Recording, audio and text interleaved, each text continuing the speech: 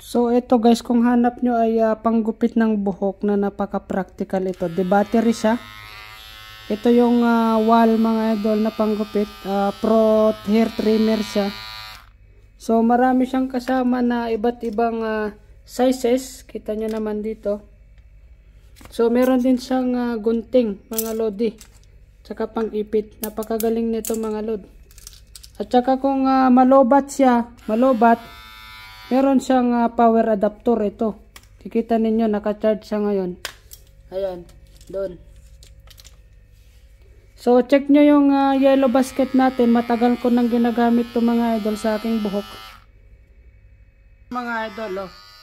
So, ito talaga yung pinanggugupit ko lang sa sarili ko talaga. Itong wall na ito, mga idol.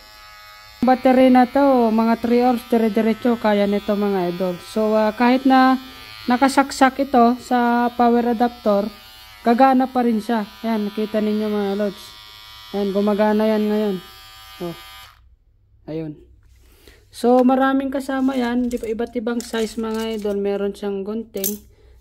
Okay naman yung packaging yan, ganyan. So, check nyo na lang sa yellow basket.